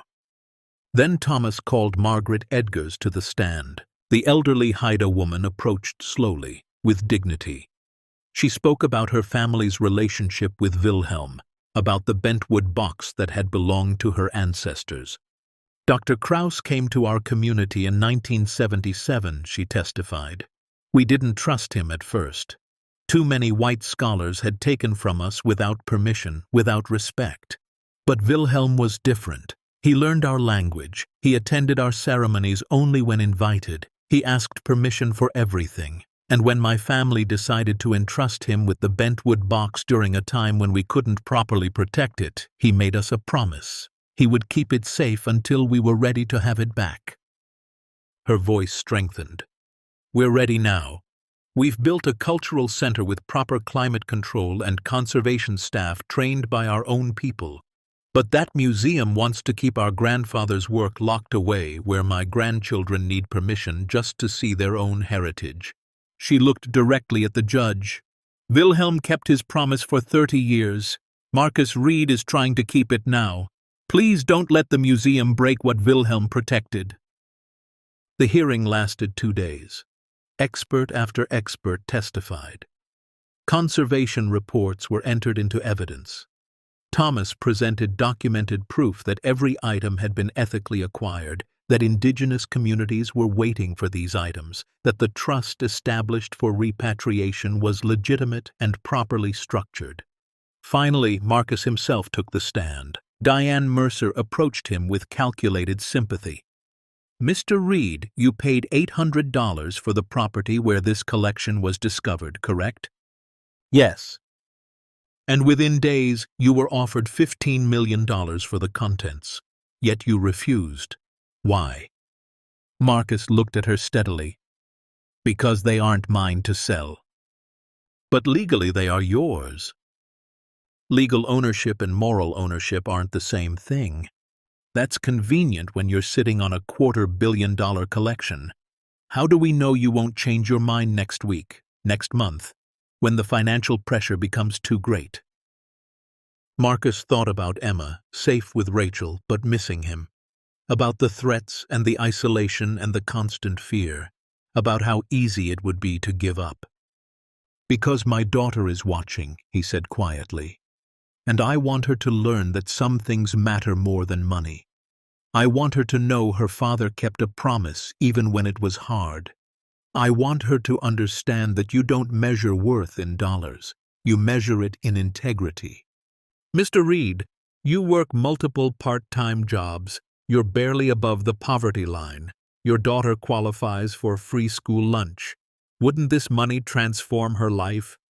Money would change what we have, Marcus said, his voice steady now. But keeping my word changes who we are. And I'd rather Emma grow up knowing her father was trustworthy than knowing he was rich. The courtroom fell silent. Even Diane Mercer seemed momentarily at a loss. When the questioning ended and the judge called for closing arguments, Thomas stood one final time. "Your Honor, this case is about more than legal ownership of cultural property. It's about whether we, as a society, are finally ready to honor indigenous sovereignty over their own heritage. For centuries, museums have claimed they know better than tribal communities how to care for sacred items. They've claimed protection while maintaining control. They've claimed public good while denying indigenous peoples access to their own cultures. Dr. Wilhelm Krauss spent 40 years building a different model, one based on trust, respect, and the understanding that indigenous communities are the only rightful decision-makers regarding their own cultural property. Marcus Reed, a man who stumbled into this responsibility by accident, has chosen to continue that model despite enormous pressure to do otherwise. The museum asks you to reward institutional power and penalize individual integrity. We ask you to honor the wishes of the communities these items belong to recognize that protection isn't the same as possession, and to allow the repatriation process Dr. Krauss envisioned to finally move forward." The judge, a woman in her 60s named Elena Vasquez, looked out at the crowded courtroom. Indigenous leaders, museum representatives, media, people from Timber Ridge who'd come to watch. "I'll issue my ruling in 48 hours, she said. Court adjourned. Marcus walked out of the courthouse into cold November rain, surrounded by the people who'd become his community. He didn't know if he'd won or lost. All he knew was that he'd told the truth, honored his promise, and fought for something bigger than himself. Thomas put a hand on his shoulder. "You did good in there. Will it be enough? I don't know. But whatever happens, you stood up. That matters." That night, alone in the Hobbit house without Emma's presence to soften the silence, Marcus descended into the chamber one final time before the ruling. He walked among the artifacts, touching them gently: the bentwood box, the ceremonial staff, the woven baskets, the carved masks. He thought about Wilhelm Krauss, who'd lived in this house for 40 years, protecting these items in secret, waiting for a world that might never come. And he thought about Emma, who'd asked the simplest, most profound question: shouldn't things go back to the people who made them? "I tried," Marcus whispered to the silent artifacts. "Wilhelm, I tried. I hope it was enough." Outside, the rain continued to fall, and somewhere in the darkness, people who wanted these items for profit waited to see what a judge would decide. Marcus climbed the stairs, locked the hatch, and tried to sleep, knowing that in 48 hours, everything would change again. The 48 hours before the ruling were the longest of Marcus's life. He couldn't sleep, couldn't eat. He paced the Hobbit house like a caged animal, checking his phone every few minutes as if the judge might issue her decision early. Catherine called daily to check on him. Thomas sent encouraging texts. But Marcus felt hollowed out, waiting for a verdict that would determine not just the fate of the collection, but the course of his entire life. On the morning of the ruling, he arrived at the courthouse an hour early. The same crowd had gathered: tribal elders, museum representatives, media cameras. But this time there were more people, many more. Word had spread. Indigenous activists had driven from across the Pacific Northwest. Students from the university held signs: "Repatriation is justice," and "Trust communities, not institutions." Marcus sat in the front row between Catherine and Thomas, his hands clenched so tightly his knuckles were white. Margaret Edgar sat behind him, and he could feel her weathered hand rest gently on his shoulder. Judge Vasquez entered. Everyone stood. She sat, arranged her papers, and looked out at the packed courtroom with an expression that gave nothing away. "I've spent the past 2 days reviewing the evidence, testimony, and legal arguments presented in this case," she began. "This has been one of the most complex matters to come before my court, not because the law is unclear, but because it touches on issues of historical injustice, cultural sovereignty, and the meaning of stewardship." Marcus's heart hammered against his ribs. The Pacific Museum of Art and Culture argues that institutional resources and professional expertise should take precedence over individual guardianship. They present a compelling case for their facilities and conservation capabilities. However, their argument fundamentally misunderstands what is at stake here. Judge Vasquez picked up one of the documents from her desk. Dr. Wilhelm Krauss spent 40 years building relationships with indigenous communities specifically because he did not trust institutions to honor repatriation promises. The evidence shows he repeatedly refused offers from museums, including this one. His documentation is meticulous. Every item in this collection was acquired with explicit permission and the understanding it would eventually be returned. She looked directly at the museum's legal team. The museum claims they can better preserve these items, but preservation is not the same as possession. Dr. Krauss understood that indigenous communities are not simply stakeholders in decisions about their own cultural property. They are the only rightful decision-makers. Marcus felt tears starting to burn behind his eyes. Mr. Reed stumbled into this responsibility by purchasing property at a county auction. He could have sold these items for generational wealth. Instead, he honored Dr. Krauss's documented wishes and worked with tribal communities to establish a legitimate repatriation trust.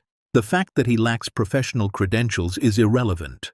What matters is his commitment to the communities these items belong to. Judge Vasquez set down the paper and looked around the courtroom. The museum's petition is denied.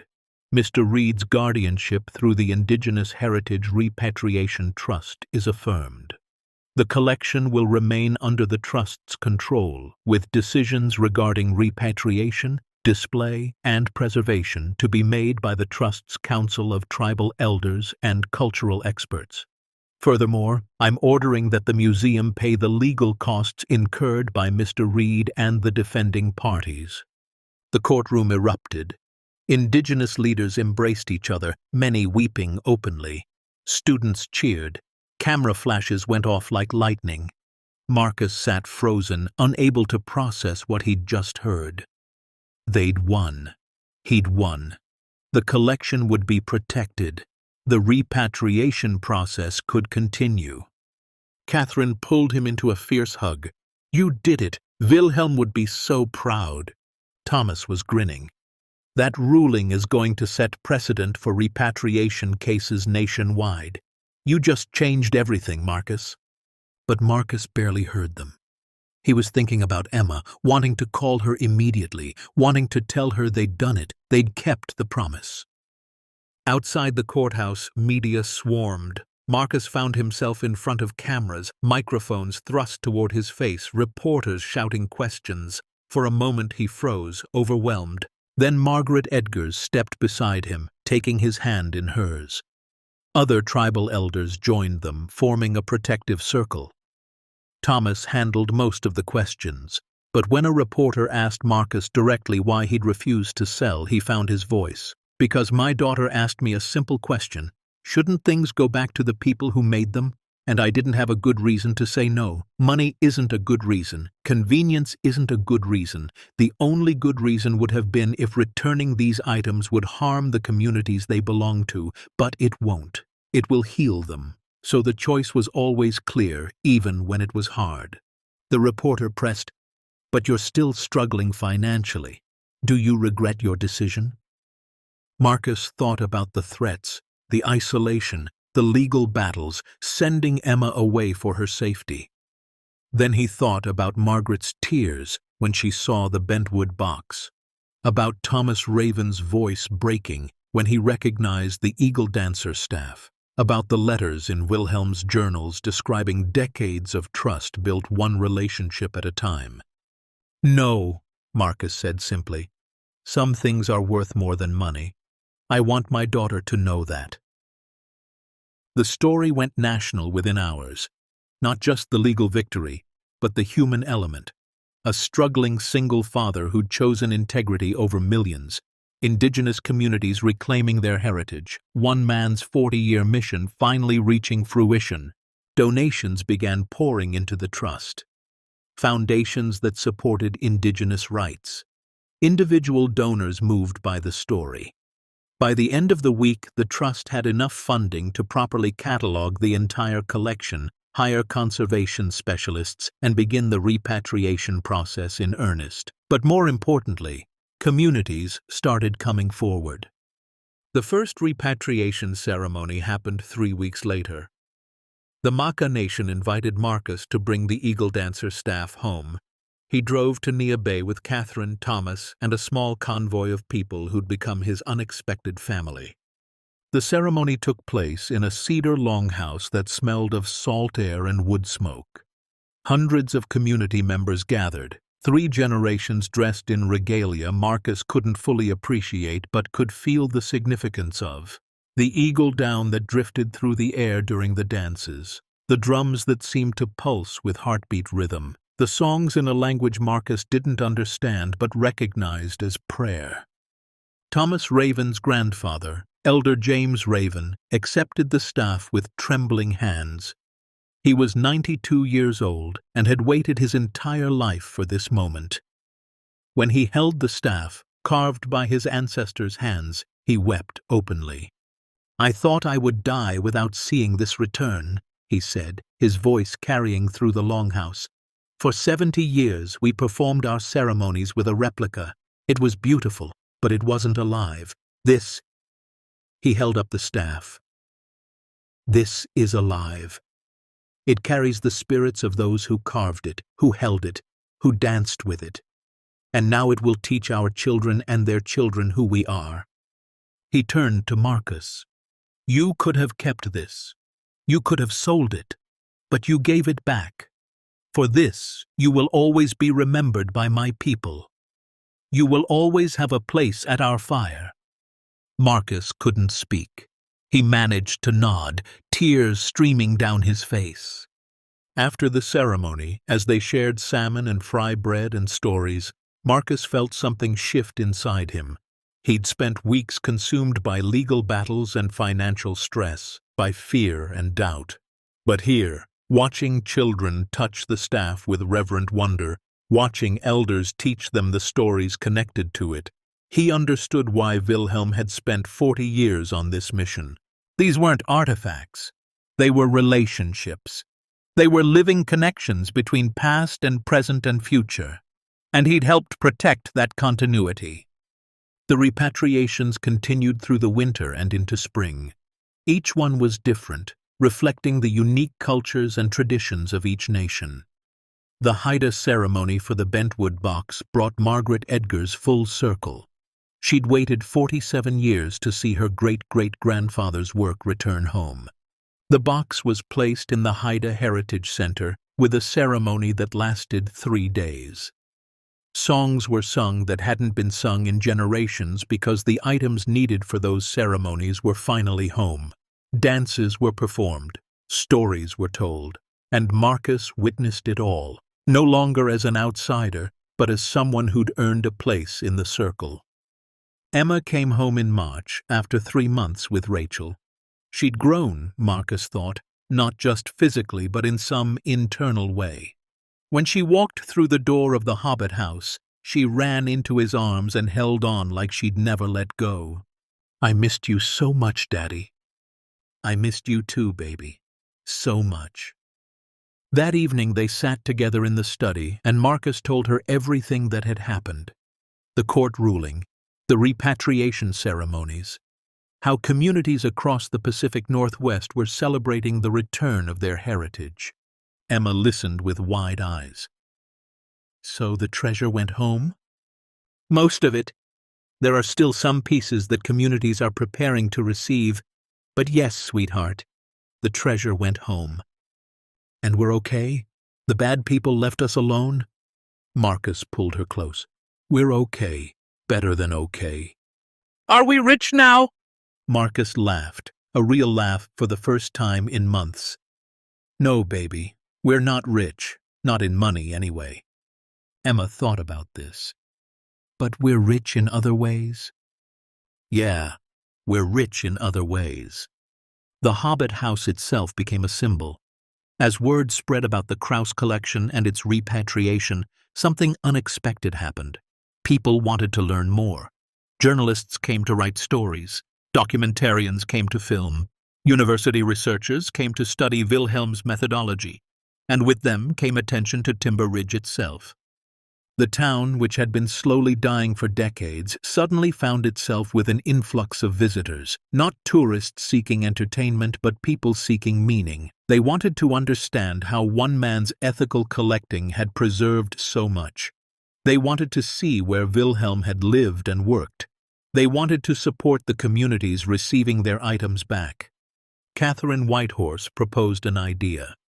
Create an education center in Timber Ridge focused on repatriation, indigenous sovereignty, and ethical cultural preservation. Not a museum. Museums still held complicated associations, but a learning space where communities could tell their own stories. The Indigenous Heritage Repatriation Trust agreed, purchasing a building in downtown Timber Ridge that had sat empty for years. They renovated it with input from tribal artists and elders, creating a space that was both beautiful and functional. Each room focused on a different aspect of cultural preservation, repatriation law, and the ongoing work of indigenous communities to reclaim their heritage. The Hobbit house itself was preserved as part of the education center, though Marcus and Emma still lived there. Visitors could tour the exterior and learn Wilhelm's story, but the interior remained private, a home, not an exhibit. The center opened in June. The economic impact on Timber Ridge was immediate and surprising. The diner that had barely survived for years was suddenly packed with visitors. The gas station did steady business. Bed and breakfasts opened in old houses that had been vacant. People who'd lost hope in the town's future started investing in it again. But it wasn't just economic revitalization. Something deeper shifted. Timber Ridge, which had been like so many rural American towns, aging, resentful, scared of change, began to see itself differently. Indigenous leaders who came for workshops and symposiums at the center were treated as honored guests rather than outsiders. Students from local schools took field trips to learn about sovereignty and stewardship. Even Frank Holloway, who'd mocked Marcus months earlier, showed up at the center one day and quietly apologized. "I was wrong," Frank said simply. "About you. About what you were doing. My granddaughter went to a program here last week and came home talking about how we need to give things back that were taken. She's 12, and she understood something I couldn't see. I'm sorry." Marcus shook his hand. "Thank you for saying that." The transformation wasn't just external. Marcus himself felt different. The constant fear that had defined his life, fear of not having enough money, fear of failing Emma, fear that his decisions would destroy them, had been replaced by something steadier.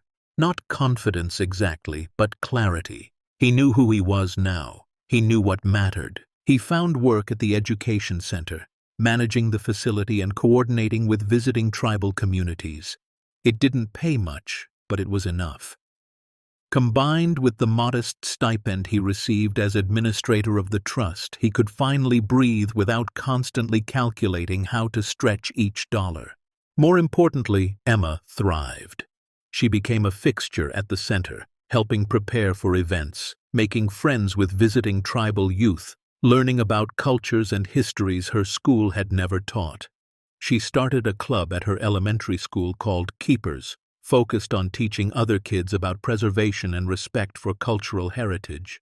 One evening, almost a year after Marcus had first opened the hatch in the study floor, he and Emma walked down to the chamber together. It was nearly empty now. Most of the items had been returned to their communities. Only a few remained, pieces waiting for final arrangements to be completed. Emma stood in the center of the space that had once been packed with treasures and turned in a slow circle. "It feels different now," she said. "How so?" "Lighter, like it's not holding its breath anymore." Marcus looked at his daughter, amazed as always by her insight. "That's exactly right, baby. This room was holding secrets for a long time. Now they're free. Do you miss them? The special things?" Marcus thought about this. "Sometimes. But then I remember they weren't ours to miss. They're home now, being used and loved and teaching people. That's better than sitting in a box, even a nice box." Emma nodded. "Mr. Wilhelm would be happy, right?" "Yeah, I think he'd be very happy." They climbed the stairs together, and Marcus locked the hatch one final time. Tomorrow the last items would be prepared for return. The chamber would be empty except for Wilhelm's desk and documentation, which would be preserved as historical record. That night, Marcus sat in the study and opened one of Wilhelm's journals to the final entry, dated March 2nd, 2024, just weeks before Wilhelm's death. "I am 87 years old. My hands shake so badly now I can barely write. My eyes blur, and I know I will not live to see these items returned. But I have made my peace with that. I did what I was meant to do. I protected them when they needed protection. Someone will come after me. I don't know who, but I trust that the right person will find this place. Someone who understands that the greatest treasures aren't the ones you own. They're the ones you're trusted to protect until they can go home. Whoever you are reading this, thank you. You have done what I could not. You have completed a circle I could only begin. May you be blessed with peace and purpose as I have been blessed. Wilhelm Krauss." Marcus closed the journal gently and sat in silence for a long moment. Then he pulled out his own journal, one he'd started keeping after the court case, and wrote, "Dear Wilhelm, I'm Marcus Reed. I bought your house for $800 because I was desperate. I found your collection by accident, and I've spent the last year trying to honor what you spent a lifetime building. The items are almost all returned now. Communities are healing. My daughter understands things about justice and integrity that most adults never learn. And I've learned that wealth isn't measured in what you have, but in what you're willing to give back. Thank you for trusting that someone would come. Thank you for believing in something bigger than yourself. I hope I've made you proud. Marcus." The final repatriation ceremony happened on a warm July morning. The last items, a collection of Salish woven cedar baskets, were being returned to the Suquamish nation. Marcus and Emma drove to the ceremony together, windows down, summer air rushing through the truck. As they pulled up to the tribal center, Emma asked, "Daddy, after today, is it over? Are we done?" Marcus thought about this. The repatriation is done, but the work isn't over. Communities will keep needing support. The education center will keep teaching. We'll keep learning. So no, baby, we're not done. We're just beginning. The ceremony was beautiful. Elder Mary Pavel accepted the baskets with tears streaming down her face, explaining that these baskets had been woven by her great-grandmother and used in coming-of-age ceremonies for generations until they were sold during desperate poverty in the 1930s. "Now they come home," she said.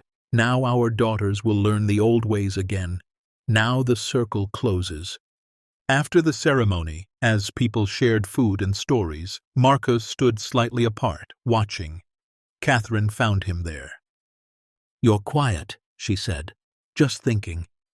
A year ago I was sleeping in a trailer I couldn't afford, working 3 jobs, terrified every day that I'd fail Emma. I bought a weird house for $800 because I was out of options. And now," he gestured to the celebration around them, "now I'm part of something that matters." Catherine smiled. Wilhelm knew. Somehow he knew the right person would find his house.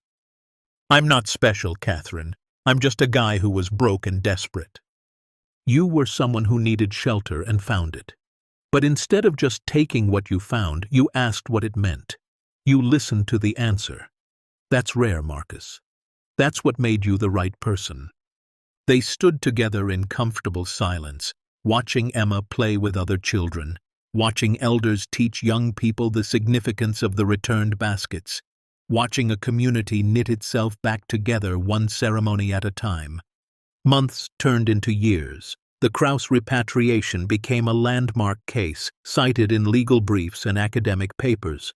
Museums around the country began reassessing their indigenous collections, and several major institutions finally completed repatriations they'd been fighting for decades.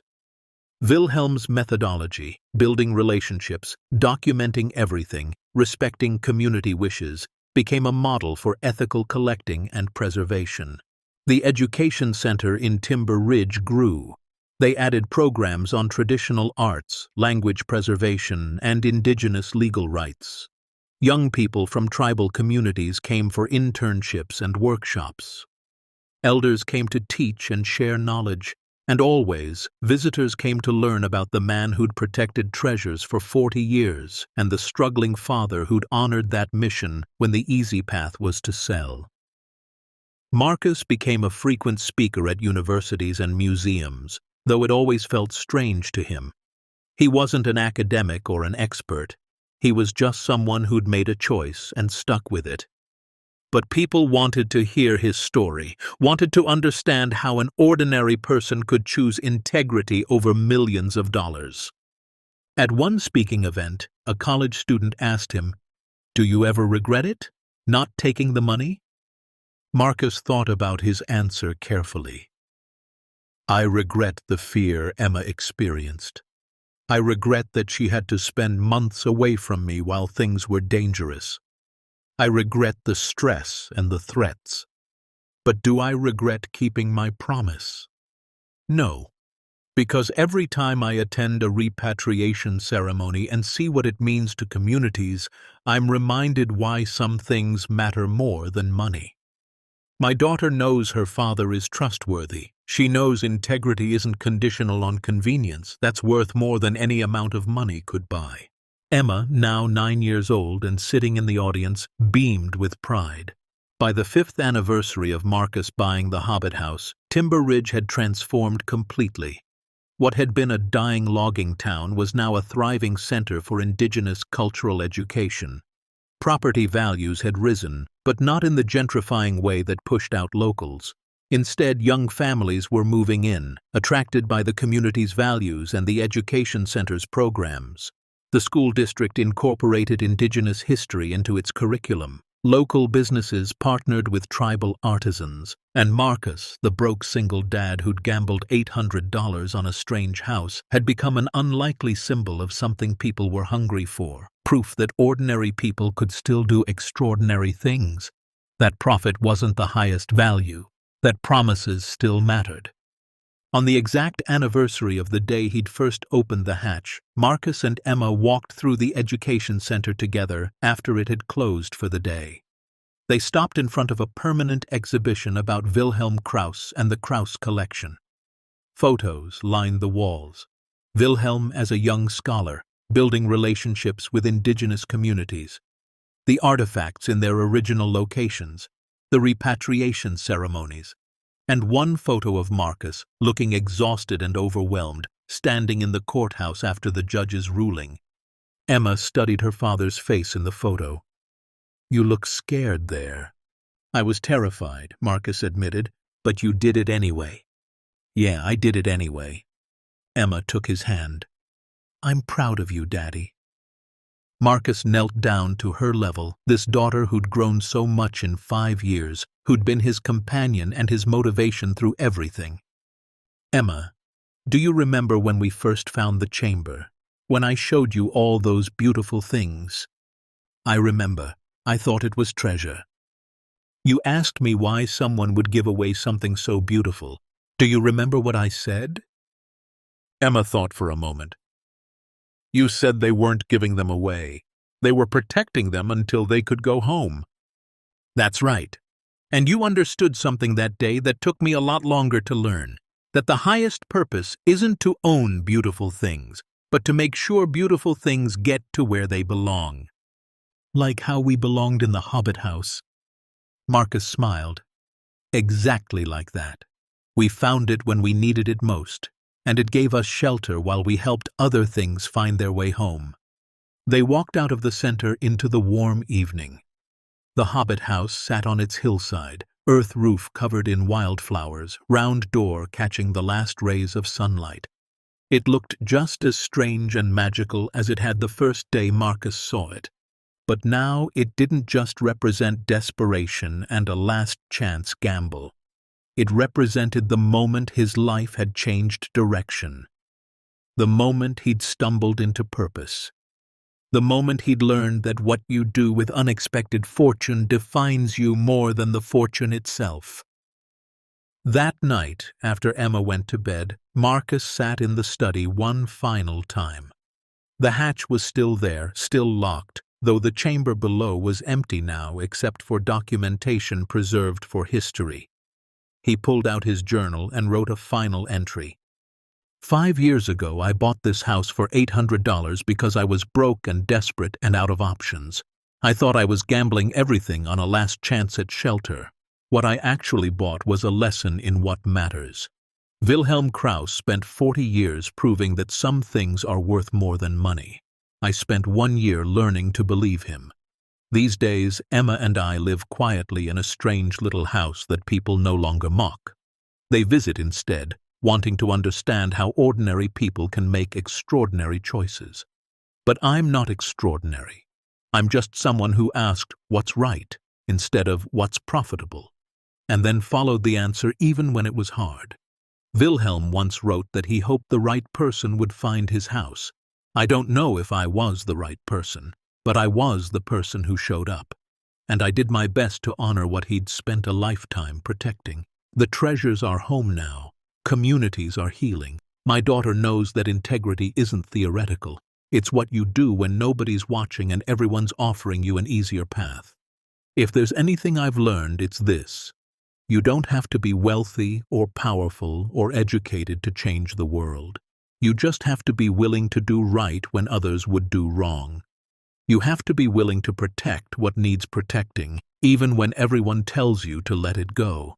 You have to remember that some promises are worth keeping even when they cost everything. Wilhelm understood this, and somehow, through luck or fate or divine intervention, I got to complete what he started. Not because I was special, but because I showed up, and I chose well. May whoever reads this, whenever they read it, remember, the greatest treasures aren't the ones you keep, they're the ones you help find their way home. Marcus closed the journal and looked around the study. The carved beams still arched overhead. The windows still looked out on the forest. The house still felt alive, breathing with the seasons, sheltering its occupants from more than just weather. He climbed into bed that night and dreamed of Wilhelm Krauss, an old man with shaking hands, smiling and nodding approval. And when Marcus woke in the morning, sunlight streaming through the round windows, Emma singing in the next room, he felt something he hadn't felt in years: peace. Not the peace of having everything figured out, not the peace of financial security or social acceptance, but the peace of knowing he'd done right, the peace of having kept a promise, the peace of teaching his daughter that some things, integrity, justice, cultural sovereignty, matter more than comfort or wealth. The Hobbit house had given him shelter when he needed it most, but it had given him something far more valuable, a mission worthy of his life. And in completing that mission, Marcus Reed, the broke single dad who'd gambled $800 on a strange little house, had learned the greatest lesson Wilhelm Krauss spent 40 years teaching, that ordinary people can protect extraordinary things, that stewardship is higher than ownership, and that the truest wealth is measured not in what you have, but in what you're brave enough to give back. One man's courage to say no to millions proved that integrity isn't a luxury only the rich can afford. It's a choice available to anyone brave enough to ask what's right instead of what's easy. Marcus Reed bought a Hobbit house for $800 and found $260 million in treasures beneath its floors. But what he really discovered was something no amount of money could buy: purpose, community, and the knowledge that keeping promises matters more than keeping fortunes. Because in the end, Marcus didn't just return artifacts to indigenous communities, he returned something more fundamental: faith that ordinary people can still choose extraordinary integrity. He proved that a broke single father with nothing but grease-stained hands and a daughter's trust could stand up to institutions, resist corruption, and honor a promise made by a man he'd never met. His story reminds us that we don't need credentials or wealth to change the world. We just need to show up when others walk away, to protect what needs protecting, and to remember that the greatest treasures are the ones we help find their way home. The end. Up next, 2 more powerful stories are waiting for you. Click to keep discovering what happens when regular people make irregular choices. And don't forget to hit subscribe if you believe the world still needs people who choose right over rich, integrity over income, and promises over profit.